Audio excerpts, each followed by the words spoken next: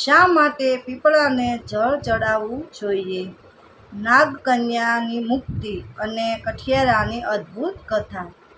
ઘણા વર્ષો પહેલાં એક નાનકડા ગામમાં ગરીબ પરંતુ ખૂબ જ સચ્ચાઈ અને મહેનતુ કઠિયારો રહેતો હતો. તેનું નામ હરિદાસ હતું. હરિદાસ રોજ જંગલમાં લાકડા કાપવા જતો.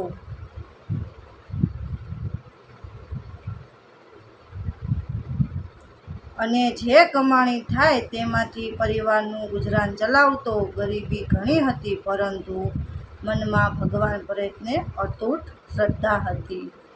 ગામની બહાર એક વિશાળ પીપળાનું વૃક્ષ હતું. લોકો માનતા કે એ પીપળામાં દેવતાઓનો વાસ છે.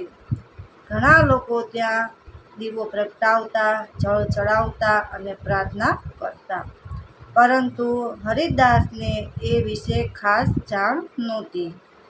એક દિવસ વહેલી સવારે હરિદાસ જંગલમાં ગયા. ભારે ગરમી હતી. પાણી શોધતા શોધતા તે પીપળાના વૃક્ષ પાસે પહોંચ્યા. ત્યાં એક વૃદ્ધ સાધુ બેઠા હતા. સાધુએ કહ્યું, બેટા, આ પીપળા પર થોડું જળ ચડાવી દે. હરિદાસે વિનમ્રતાથી કહ્યું, મહારાજ, મારી પાસે તો પીવા જેટલું જ પાણી છે. સાધુ સ્મિત કરીને બોલ્યા, જે ભગવાનને અર્પણ થાય છે તે ક્યારેય વ્યર્થ નથી જતું. હરિદાસે તરત જ પોતાના ઘડામાંથી થોડું પાણી પીપળાના મૂળમાં ચડાવી દીધું.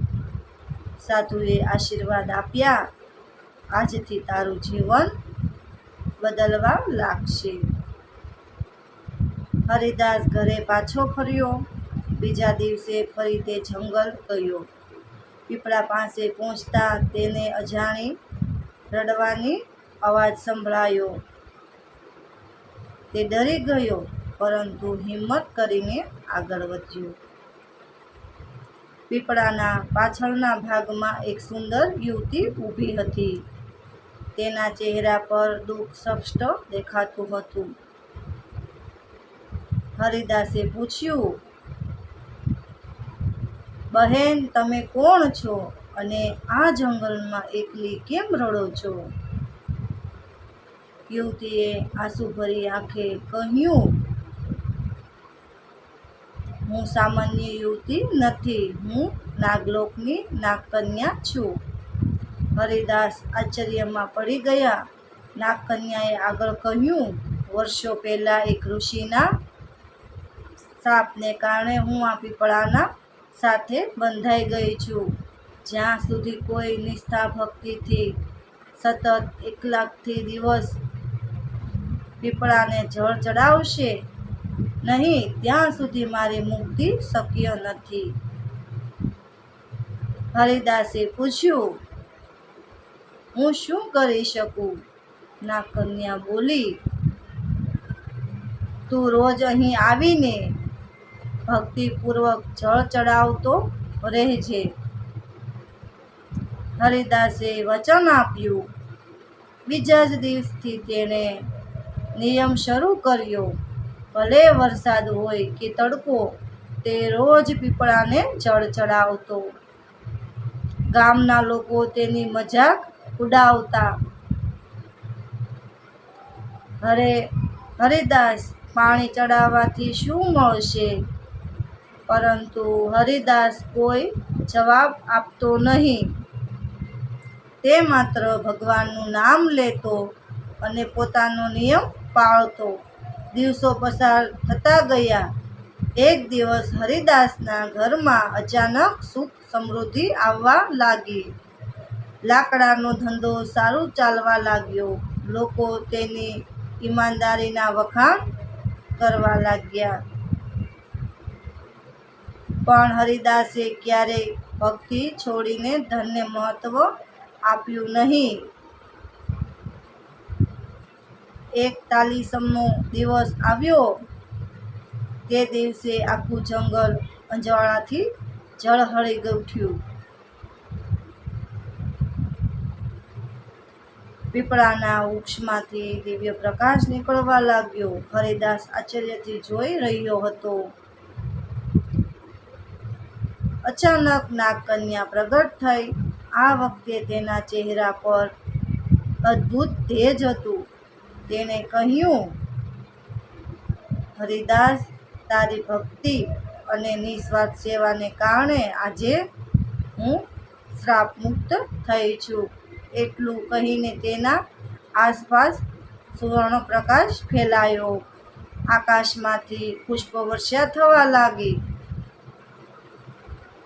નાગકન્યાએ હરિદાસને એક નાનકડી પેટી આપી. આ તારા માટે છે. હરિદાસે પેટી ખોલી. અંદર કિંમતી રત્નો અને સોનાની મુદ્રાઓ હતી. પરંતુ હરિદાસે કહ્યું, મારે આ બધું નથી જોઈતું. ભગવાને મને સંતોષ આપ્યો છે. નાગકન્યા ખૂબ પ્રસન્ન થઈ. તેણે કહ્યું, જેને ધનની લાલચ નથી તે જ સાચો ધનિક છે. આશીર્વાદ આપીને નાગકન્યા નાગલોક તરત પ્રસ્થાન કરી ગઈ. હરિદાસ ઘરે પાછો ફર્યો. તે પછી તેનું જીવન સુખ, શાંતિ અને સમૃદ્ધિથી ભરાઈ ગયું. ગામના લોકો પણ પીપળાના મહિમાને સમજવા લાગ્યા. તેઓ રોજ ત્યાં જઈને જળ ચડાવતા, દીવો પ્રગટાવતા અને ભગવાનનું શ્રવણ કરતા. મિત્રો, આખી વાર્તા સાંભળજો. આટલું કહેવા માંગુ છું મિત્રો, પીપળાનું વૃક્ષ માત્ર એક વૃક્ષ નથી, પરંતુ શ્રદ્ધા, સેવા અને પ્રકૃતિ પ્રત્યેના સન્માનનું પ્રતીક છે. જે વ્યક્તિ નિસ્વાર્થ ભાવથી સારા કર્મ કરે છે, ભગવાન તેને જીવનમાં કોઈને કોઈ રીતે સુખ અને આશીર્વાદ જરૂર આપે છે. શ્રદ્ધા સાથે કરેલી નાની સેવા પણ જીવનમાં મોટા ચમત્કાર લાવી શકે છે. જય શ્રી હરિ, જય પીપળા દેવ. મિત્રો, આ વાર્તા તમને ગમી હોય તો તમારા મિત્રોને શેર કરજો. કોમેન્ટમાં જય પીપળા દેવ લખી નાખજો. મળશું એક નવી વાર્તામાં.